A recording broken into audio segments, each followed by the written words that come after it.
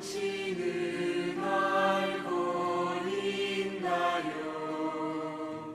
우리를 위한 4월 1일입니다. 벌써 또 새로운 달이 시작이 되고 또 내일 성금요일 또 오는 주일 부활주일을 맞게 됩니다.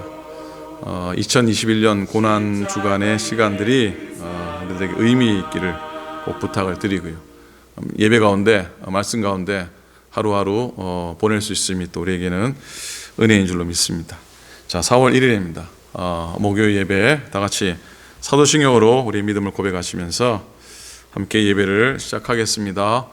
전능하사 천지를 만드신 하나님 아버지를 나가 믿사오며 그 외아들 우리 주 예수 그리스도를 믿사오니 이는 성령으로 잉태하사 동정녀 마리에게 나시고 본디오 빌라도에게 고난을 받으사 십자가에 못 박혀 죽으시고 장사하지 사흘 만에 죽은 자 가운데서 다시 살아나시며 하늘에 오르사 전능하신 하나님 우편에 앉아 계시다가 죄를로서 산자와 죽은 자를 심판하러 오시리라.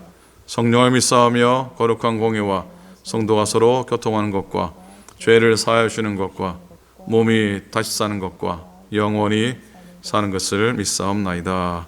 아멘. 아멘. 427장 통일찬송가 516장입니다. 마음 가난한 사람 복이 있나니 천국이 그들의 것임이요. 찬양하겠습니다.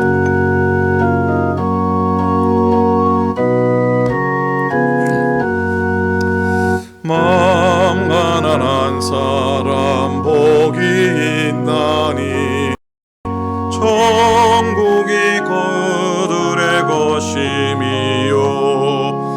늘에 통하는 이 복이 있나니 그들이 위로를 받으리라. 온유한 사람은 복이 있나니 그 땅이 기업이 될 것이요.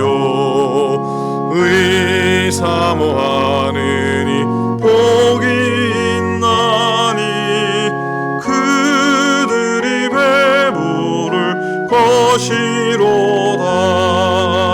긍휼히 여기면 복이 있나니 긍휼히 여김을 받으리라. 마음 정결한 사람 복이 있나니 그들이 하나님 볼 것이라. 화평케 하느니 복이 있나니 그들이 하나님 아들이요. 핍박을 받느니 복이 있나니 천국이 그들의 것임이라. 주 위에 엿보면 복이 있나니 하늘의 큰 상을 받으리라. 성부와 성자와 성령께 영광 영원히 돌리세 할렐루야.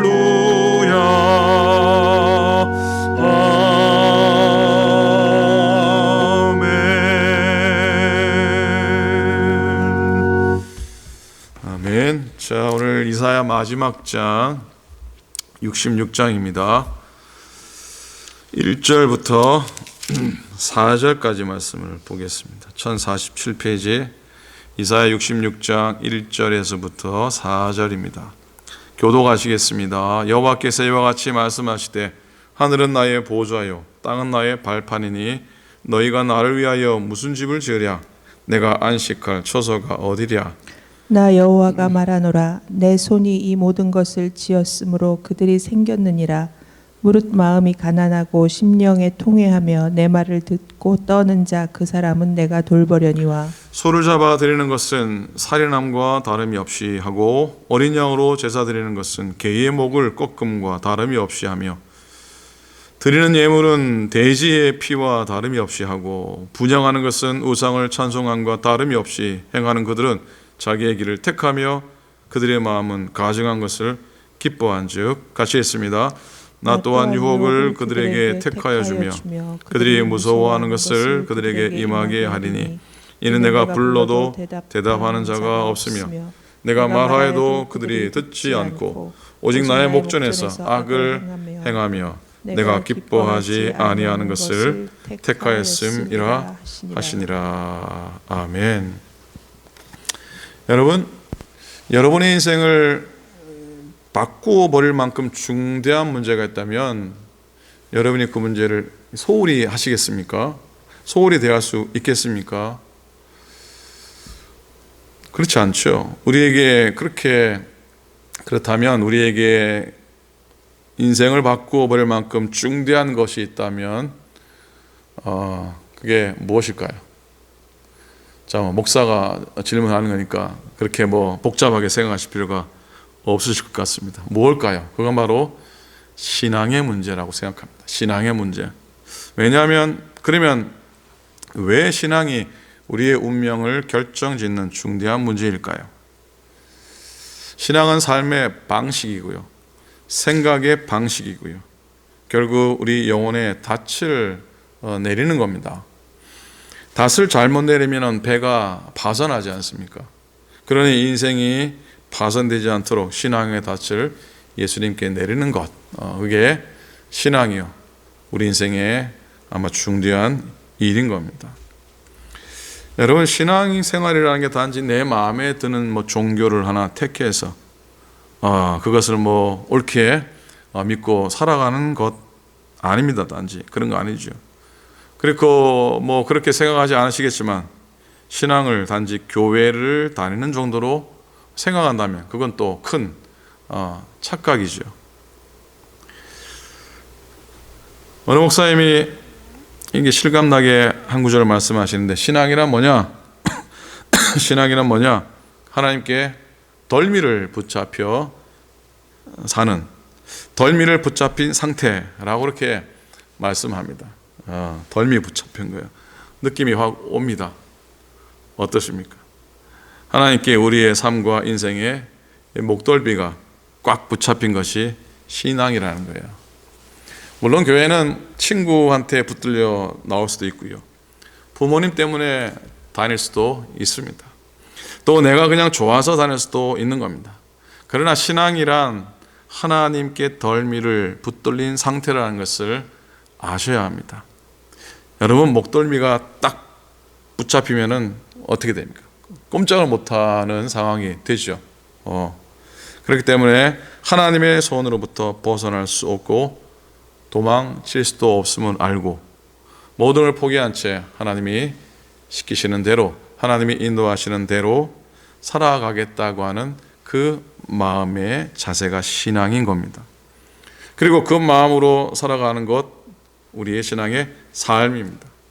그래서 바로 이 신앙이 우리의 운명을 결정짓는 겁니다. 그런데 단지 교회를 다니는 사람은 신앙생활, 즉 영적인 생활을 중요한 인생의 문제로 여기지 않습니다. 왜냐하면 그들에게 있어서 중대한 인생의 문제는 신앙의 생활이 아니라 세상 생활, 즉 세상을 살아가는 문제이기 때문입니다.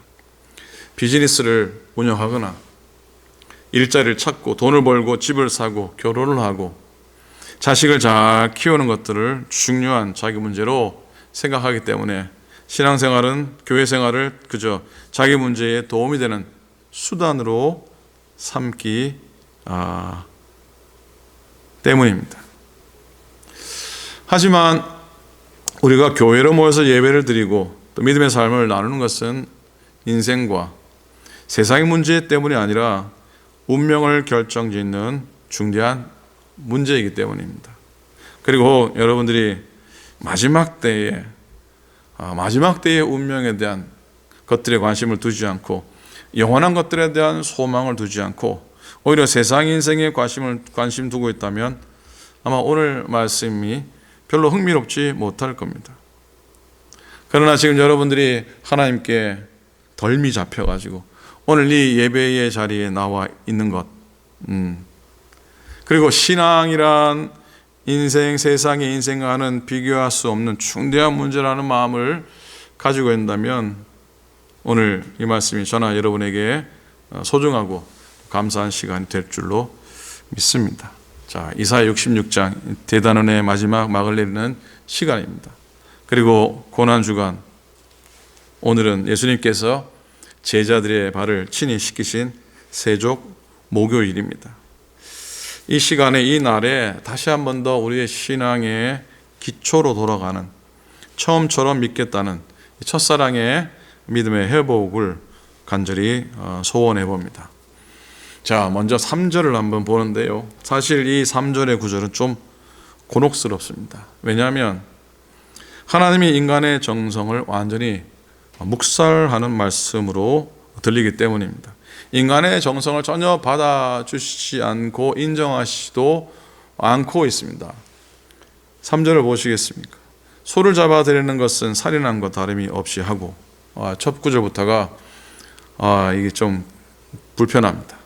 어린 양으로 제사를 드리는 것은 개의 목을 꺾음과 다름이 없이 하며, 드리는 예물은 돼지의 피와 다름이 없이 하고, 분향하는 것은 우상을 찬송하는 것과 똑같고, 자, 이스라엘에게 있어서 하나님을 섬기는 최고의 방식은 제사이고 또 제물을 바치는 겁니다. 이스라엘은 제사를 드리고 제물을 바치는 걸 통해서 내가 하나님과 하나님의 백성이고, 그리고 그 하나님의 백성에 대한 정체성을 자각하고 그게 하나님을 또 섬기는 방식이라고 믿었던 겁니다. 이건 오늘날 우리들이 주일이면 예배당에 모여서 예배를 드리고 헌금을 하는 걸 통해서 내가 신자라는 것을 자각하는 것과 같습니다. 그래서 우리들은 예배 드리는 의식의 정성을 또 열심을 다하기 위해서 노력을 합니다. 예배 의식에 내 신앙과 정성을 다 이렇게 집어넣으면은 이 예배 자체를 그 하나님께 드리려고 하는데, 오늘 말씀에 빗대어 본다면 그게 대단한 착각이라는 것을 우리에게 가르칩니다. 즉, 의식은 하나님에 의해 받아들여지는 것이 아니고 그 의식을 통해서 하나님을 섬기거나 영광을 돌릴 수 없다고 하는 그런 말씀을 받게 됩니다. 소를 잡아 바치는 게 귀한 일 아닙니까? 그죠? 근데 사람을 살인하는 것과 같다고 합니다. 어린 양으로 제사 드리는 건 당연히 하나님이 그렇게 하시라고 했는데, 오늘 이 말씀은 그건 괴의 목을 꺾는 것과 똑같고, 예물을 바치는 예물은 돼지의 피와 같다니, 그렇게 유대인들이 싫어하는 그 돼지의 그 피, 그게 예물이라고 말씀하시니 하나님의 말씀이 지나친 것 같지 않습니까? 하지만 다시 한번 생각을 해 봅니다.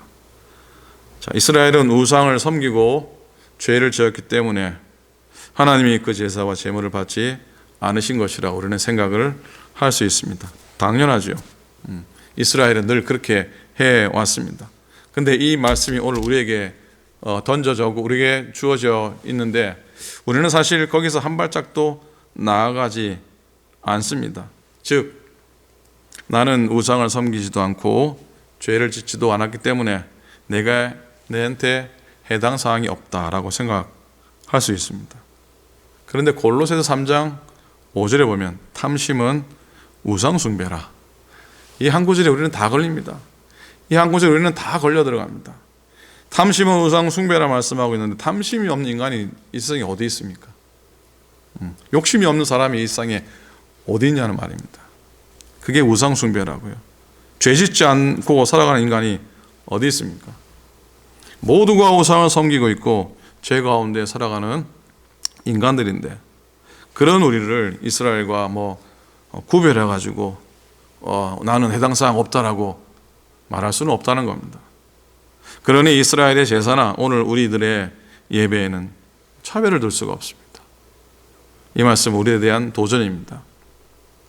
그리고 또 어떤 사람은 이스라엘의 예배와 복의 문제를 연관지어서 말할 수도 있을 겁니다. 자, 이스라엘은 복을 기대하고 제물을 바쳤기 때문에 하나님께서 제사를 받지 않았다. 그럴까요? 사실 너무 노골적으로 복을 외치는 유치한 기복신앙에 대해서 또 그런 목회자나 그런 교회에 대해서 반발을 하고 비난을 하는 것 충분히 이해 못하는 바가 아닙니다. 그러나 그렇다면 복을 구하지 않는 것만이 차원 높은 신앙이고 복을 구하는 것은 유치한 겁니까? 나는 복을 기대하고 예배를 드리거나 헌금하는 것이 절대로 아니라 단지 하나님께 영광을 돌리고 하나님을 기쁘시게 하기 위해서 할 뿐입니다라고 말하면 그는 정말로 완벽한 신자가 되고 자신의 신앙의 정당성을 확보하는 겁니까? 과연 하나님은 복을 기대하지 않고 예배한다고 하면 온전히 기뻐하실까요? 그럼 아무런 도움이 필요 없는 인생에게 하나님은 어떤 존재입니까? 성경에 나오는 수많은 하나님의 복을 구했던 기도와 그런 기도를 드린 신앙인들은 잘못된 예배를 드린 것일까요? 자, 하나님께서 받지 않으시는 제사와 예배의 이유가 이사야 1장에 나옵니다. 하나님이 이스라엘의 제사와 절기를 싫어하신다고 말씀을 하시는데 그 이유가 분명히 나와 있습니다. 그 이유는 그들이 복을 기대했기 때문이 아닙니다. 이스라엘이 하나님이 기뻐하시는 것이 무언지도 알지도 못하면서 단지 제사를 지내고 절기를 지키면 하나님이 기뻐하실 줄 알고 했는데 그 예배를 하나님은 받지 않으신다고 하셨습니다. 이사야 1장 17절에 보면은 하나님이 기뻐하시는 것은 선행을 배우는 것이고 공의를 구하는 것이고 학대받는 자를 도와주는 것이고 고아를 위하여 신원하는 것이고 과부를 위하여 변호하는 것이라고 그렇게 말씀을 하셨어요. 한마디로 말하면 약자를 보호하는 겁니다. 이것이 하나님이 기뻐하는 것입니다. 이것이 없는 제사 제물은 받지 않겠다고 하시는 겁니다. 그런데 여러분, 여기서 한 가지 질문. 약자를 보호하는 거, 그럼 도덕적인 행위나 굳이 하면 되겠네요. 돈 좀 어디 좀 보내고 하면은 그거 하나님도 기뻐하시겠네요. 여러분, 여기서 약자를 보호하는 것은 절대로 선행 차원에 머무르는 말씀이 아니라는 걸 우리는 깨달아야 됩니다. 자, 그건 무슨 말씀이냐? 자기를 약자를 보호하는 것은 자기 자신도 하나님 앞에서 약자라고 인정을 하는 겁니다. 다시 말씀드립니다. 나도 하나님의 도움으로 살아가고 하나님께 붙들려서 살아가고 있는 인생임을 인정하는 겁니다. 인정을 해야 하는 겁니다.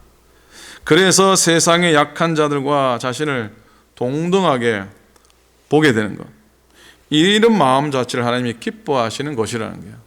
약자를 보호한다고 해서 그저 나눠주고 베풀고 나는 더 많이 가졌으니까 베푸는 그런 마음이 아니고요. 나도 하나님의 도움이 없으면 한순간도 살 수 없는 약한 사람이라는 걸 인정하는 것. 그 마음을 하나님이 기뻐하신다는 겁니다. 2절이죠. 나 여호와가 말하노라. 내 손이 이 모든 것을 지었으므로 그들이 생겼느니라. 무릇 마음이 가난하고 심령에 통회하며 내 말을 듣고 떠는 자, 그 사람은 내가 돌보려니와 라고 했어요. 하나님이 기뻐하시는 제물이라고 하는 것, 제사라고 하는 것, 물질이나 의식을 말하는 게 아니라 약자의 마음으로 살아가는 삶의 그 자체를 예배라고 하고 자신이 제물이 되어서 하나님께 바쳐진 것을 의미하는 겁니다. 이 2절 말씀을 세 번역으로 다시 읽어드립니다. 주님의 말씀이시다. 나의 손이 이 모든 것을 지었으며 이 모든 것이 나의 것이다.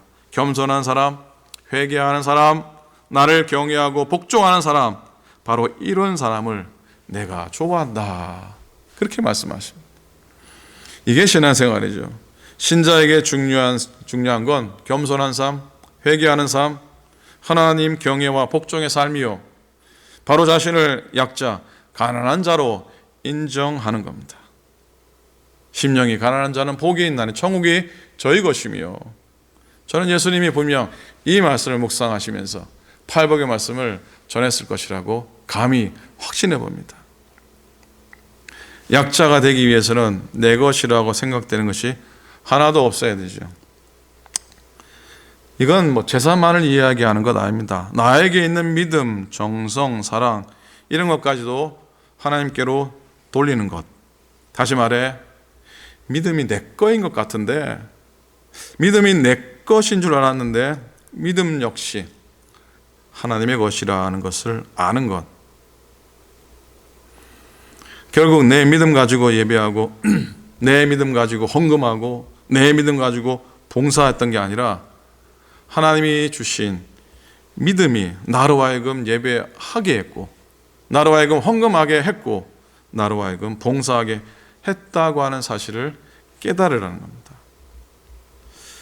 내 믿음은 없다는 말씀인데 좀 서운하시죠. 그러나 여러분, 있다면 바로 하나님이 선물로 주신 믿음이 나를 주관하고 있을 뿐이라는 겁니다. 이런 사람이 무슨 자기 믿음을 자랑하고, 이런 사람이 어떻게 자기의 공로를 자랑하겠습니까? 전혀 못하죠. 안 하죠. 오히려 더 겸손하게 더 낮아지죠. 이게 바로 약자고 가난한 자인 겁니다. 사랑 역시도 그렇죠. 내가 사랑한 게 아니라 하나님의 은총으로 주신 사랑이 나로 하여금 사랑하도록 했다고 믿게 되는 것. 이렇듯 나에게 있는 모든 것을 하나님께로 돌려야 하는, 그리고 내 것인 줄 알았는데 모두가 하나님의 것인 것을 발견하게 되는 것. 이게 우리의 신앙의 삶인 겁니다.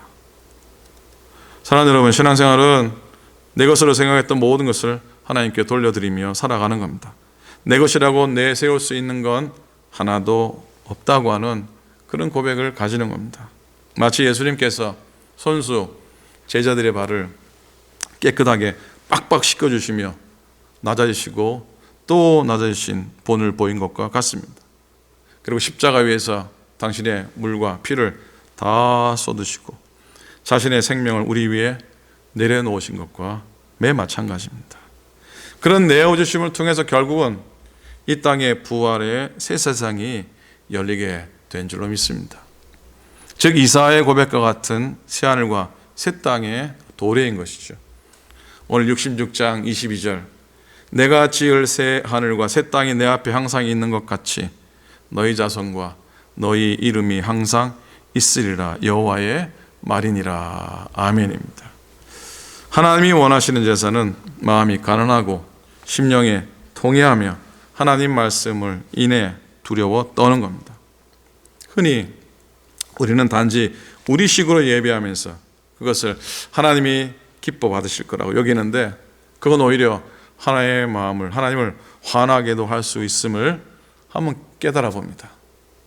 그렇다고 해서 당장 예배를 바꾸라는 말이 아닙니다. 예배를 바꿔야 한다고 드리는 말씀도 아닙니다. 예배를 어떤 식으로 바꾸든 상관없이 우리의 마음이 가난하고 겸손한 약자의 마음이 아니라면 그 예배가 어떤 식으로 드려져도 하나님과는 상관없는 예배가 될 수 있다고 하는 겁니다. 사랑하는 여러분, 하나님께서는 가난한 마음을 소유한 자로, 그리고 하나님께 목덜미 잡혀서 늘 은혜의 손길에 붙들려 말씀 앞에 떨면서 살아가는 자인 줄로 믿습니다. 그런 삶을 살아가기를 소원합니다. 이것이 신자의 바른 삶이고 주님의 증인으로 살아가는 모습이고, 십자가 지면서 내가 주님 따라가겠습니다 고백하는 그런 자의 삶이고, 마지막 때 영원한 생명의 나라에 들어갈 수 있는 흔적인 것을 우리가 늘 잊지 않고 오늘 고난주간의 한 날 또 믿음 안에 십자가 의지하면서 살아가시기를 우리 주님의 이름으로 간절히 축원을 드립니다. 아멘. 기도하겠습니다. 하나님 아버지 고맙습니다.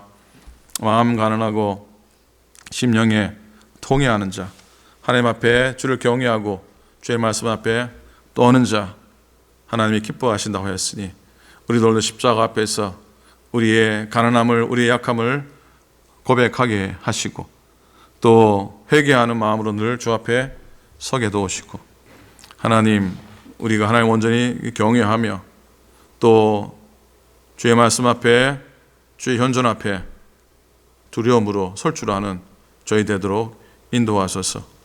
주님 앞에 엎드리고 세상에 나가 떳떳이 살아가게 도와주시옵시고, 주님 십자가 붙들며 살아가지만 세상에서는 정말로 부활의 소망 가지고 살아가는 저희 또한 되도록 인도하여 주시옵소서. 주님, 제자들의 발을 씻긴 세족 목요일입니다. 우리도 낮아지고 또 낮아짐으로 나는 가난하고 나는 약한 자입니다라고 스스로 선언하고 고백할 줄 아는 우리가 되게 도와주시옵시고, 물과 피를 다 쏟아 우리를 구속하신 십자가 보혈의 은혜만을 오늘도 붙들고 의지하며 살아가는 우리 모두 되게 도우시옵소서. 이사야의 말씀을 지난 2달 동안 묵상케 하셔서 감사를 드립니다. 고난주간에 이 이사야의 말씀을 마감하면서 우리 신앙의 기초로, 우리 신앙의 처음으로 다시 돌아가게 하시고 다시 시작하는 우리의 인생, 우리의 신앙 되게 하옵소서. 감사드립니다. 우리 주님 예수 그리스도의 이름으로 간절히 기도드립니다. 아멘. 하늘에 계신 우리 아버지여, 이름이 거룩히 여김을 받으시오며 나라에 임하옵시오며 뜻이 하늘에서 이룬 것 같이 땅에서도 이루어지이다. 오늘날 우리에게 일용할 양식을 주옵시고, 우리가 우리에게 죄 지은 자를 사하여 준 것 같이 우리 죄를 사하여 주옵시고, 우리를 시험에 들지 말게 하옵시고 다만 악에서 구하옵소서. 나라와 권세와 영광이 아버지께 영원히 있사옵나이다. 아멘. 아멘.